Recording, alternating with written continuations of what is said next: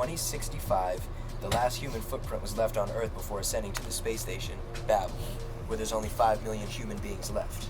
Okay? Now, Thomas and Kai, Thomas is the space pilot, this gentleman, and his partner Kai, who's a man of infantry, so military, are on their way in the Aquarius 3, so that little ship right there, to a planet that they believe can sustain life that is habitable, called Paradise. Isn't that crazy? So this is what that packaging is all about. And, yeah, super fun. And it's like a full movie. This is like awesome. Yeah, hopefully you guys will show the fans this, because this is like, I've actually never done this breakdown before on, on film, so this is like a first. Anyway, I just did this strictly for any lovers of you know, vinyl or in physical CDs, like to be able to hold something and put it on their wall or whatever that is. Right. So, very simply, sorry, I know there's glare. So this is me. This is Six, my in-house producer. This is Bobby Campbell, my engineer who produced everything. This is Kevin Randolph, who plays the character of Kai in the script that I wrote. Kai is a man of infantry. This is Steve Blum, a very famous, world-renowned voice actor, everything from Cowboy Bebop, Samurai Champloo, Akira, Star Wars Rebels, there's so much shit that he's done. And he plays the character of Thomas. Now, these two men have accepted the mission, the manned mission to that planet Paradise that I just showed you, to see if it is in fact habitable, because there's only 5 million human beings left in existence on a fucking space station floating around in space. Now, these are the two actual characters that matter. None of these other people exist in this reality, including myself. Do you see what I mean? Because the actual,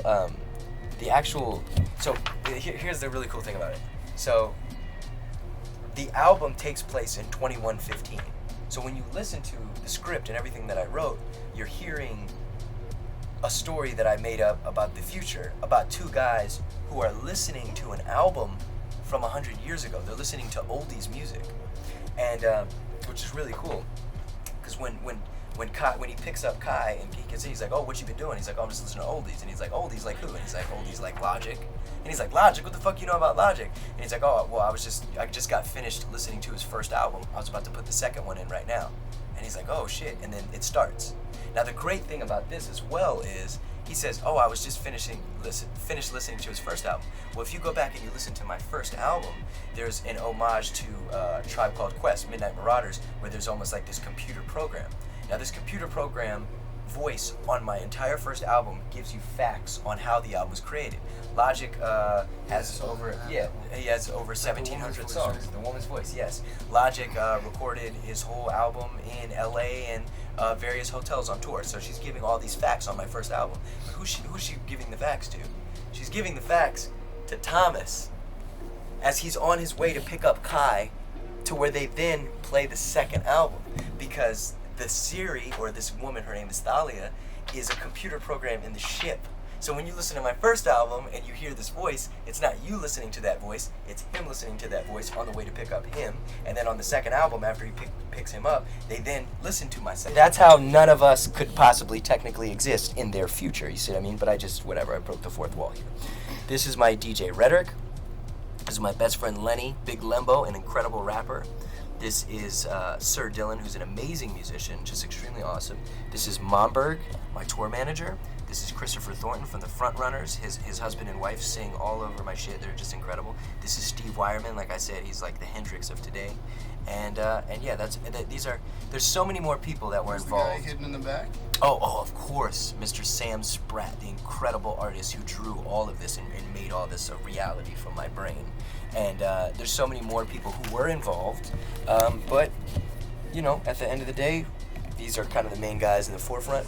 Cool thing is over here, if you read it, it gives the listener something. The Incredible True Story. So that's what this album is called. But the script, what I originally wanted to call it, was The Incredible True Story and Transformation of the Man Who Saved the World, which for white blonde college girls, they're probably not going to be able to say that shit. They're just like, what? You know what I mean? And like at the end of the day, you got to know your consumer, and it's not all blonde white college girls. I'm just kidding, but it's like, you know, the younger generation, and nobody's going to memorize a fucking book as a title. So I shortened it to The Incredible True Story.